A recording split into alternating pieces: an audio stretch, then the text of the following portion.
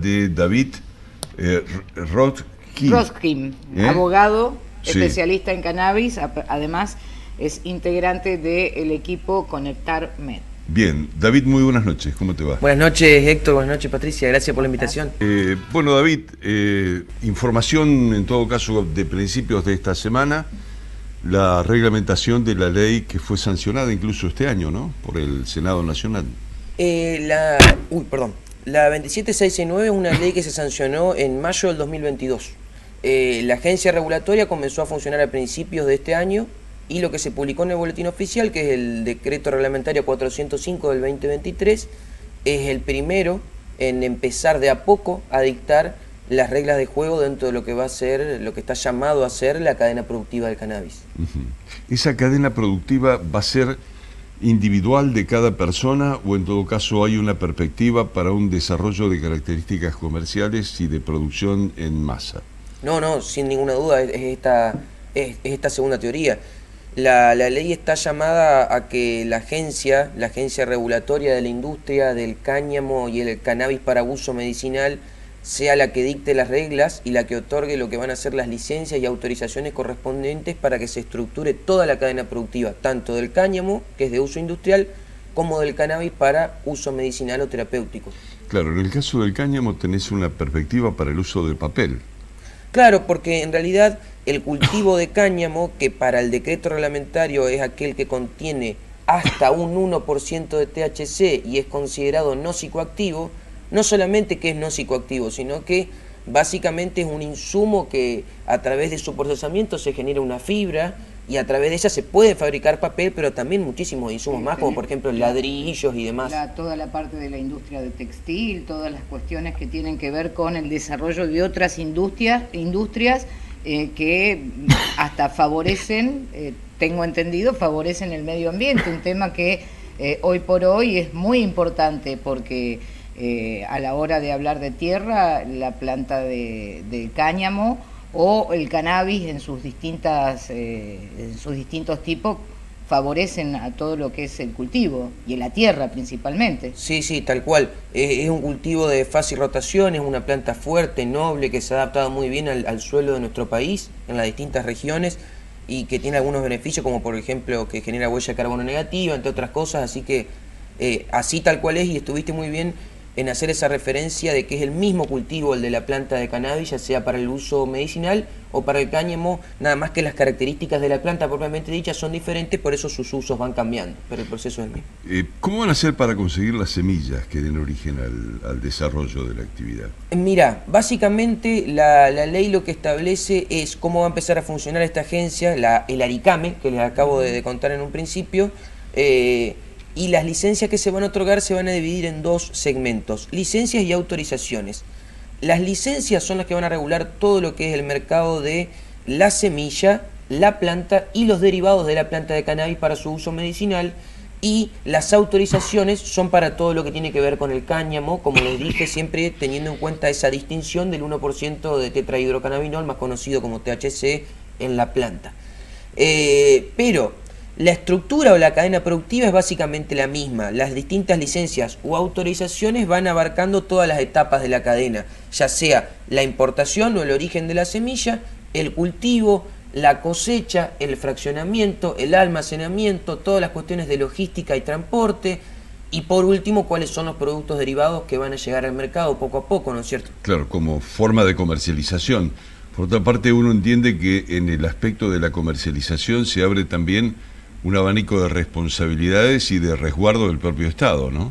Tal cual. La creación de ARICAME justamente está llamada a que a través de un proceso bastante federal y que apunta a ser eficaz y fluido, se empiecen a ir presentando solicitudes a través de algo que se va a llamar ventanilla única, que apunta justamente a ir nucleando todos los trámites que van a ir llevando adelante las distintas pequeñas y medianas empresas, cooperativas de trabajo y asociaciones civiles, que se van a ir insertando en los distintos eslabones de esta cadena productiva. Entonces, a través de la ventanilla única se va a presentar la gestión, se va a abrir un expediente y se va a evaluar ese pedido de licencia y de dónde viene, digamos. O sea, cuál es la persona jurídica, la empresa, la cooperativa o lo que sea que la viene a solicitar. teniendo en cuenta algunos criterios. Por ejemplo, se va a priorizar aquellas que tengan la totalidad o la mayoría de su capital nacional y que coincida la sede social con la jurisdicción donde se va a desarrollar el trabajo, o por ejemplo que cuenten con al menos un 50% de sus puestos directivos y sus puestos laborales integrados por mujeres y trans, población trans. Bueno, viste que yo en la presentación y en la apertura del programa hablé justamente de la lucha de muchas mujeres a la hora de hablar y pedir estas aprobaciones respecto del cannabis y todos sus derivados, ¿no? Esto de los distintos tipos que tenés, la índica, la sativa, no me acuerdo cuál es la otra, de los distintos tipos, cada una tiene un fin medicinal diferente o todas se usan en combinación entre ellas. Dentro de lo legal hablo de la parte farmacológica, hablo de las cuestiones que tienen que ver con la cosmética, por ejemplo, que es otra de las industrias que económicamente puede ser hasta redituable, ¿no? Sí, yo creo que coincido con vos en esta reflexión que hiciste al principio del programa respecto de la mujer y del rol de la madre, sobre todo porque la primera visibilización que tuvo el cannabis para instalarse dentro de la agencia política fue a través de la ley de cannabis medicinal, que es la 27350, que ya existía y que es la que generó el ReproCan y bueno, todos los avances que se venían generando hasta ahora en lo que es investigación y en el área científica. Nada más que yo haría una distinción y diría más que ese rol de madre cuidadora en esta ley ya se puede observar como una madre trabajadora, que está intentando legitimar su puesto de trabajo que ya viene desarrollando y produciendo, quizás con su origen en esa ley medicinal de la que hablábamos de manera preexistente. Ahora, respecto a esta distinción que vos estás haciendo, distinguir entre índico o sativo ya quedó atrás. Hoy en día la distinción que nos tiene que importar a nosotros es a la que hace referencia este decreto en su artículo 2, que es respecto al porcentaje de THC, al que yo hice referencia anteriormente. Después, dentro de cada segmento se van a ir generando productos de origen veterinario, cosméticos, alimenticios y medicinales propiamente dichos. ¿Qué es lo que está probado hasta ahora respecto de la eficiencia de la utilización del cannabis medicinal? ¿En qué terapias, digamos, ha podido comprobarse que efectivamente ha cambiado la situación de los pacientes? Mira, ahí también está mucho, entra mucho en juego cuál es la legitimidad de los estudios, digamos, que uno está buscando. Yo te puedo decir que hago activismo canábico desde el año 2017 y son incontables los tipos de patologías donde yo he visto grandes cambios en la gente, siendo testigo de eso y conociendo tanto al o los pacientes y su círculo familiar y al profesional de la medicina que los estaba tratando, que son todos colegas míos, hombres y mujeres que se están dedicando específicamente en la medicina a la endocannabinología.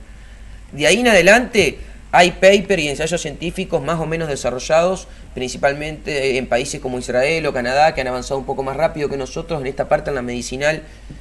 Todo lo que tiene que ver con la epilepsia, precisamente la epilepsia refractaria, y todo lo que está asociado con la medicina del dolor, son los que mejor han interactuado con las bondades del cannabis, tanto la molécula de CBD como la de THC, que ambas tienen propiedades terapéuticas. ¿Y de qué tipo vienen en gotas? ¿Cómo las consumen? Eso depende mucho del médico endocannabinólogo y del tratamiento que él decida para la persona. Es un tratamiento muy personalizado. Hay personas que no toleran la marihuana fumable porque no quieren la combustión, entonces optan con tratamientos por cannabis a través de la vaporización o por algún tratamiento inhalado o a través de algún insumo alimenticio. Tiene mucho que ver con la patología que uno sufra y también con el perfil del paciente. Te pregunto con respecto a esto último que estabas diciendo, pues realmente interesante en todo caso a ahondar un poco al respecto.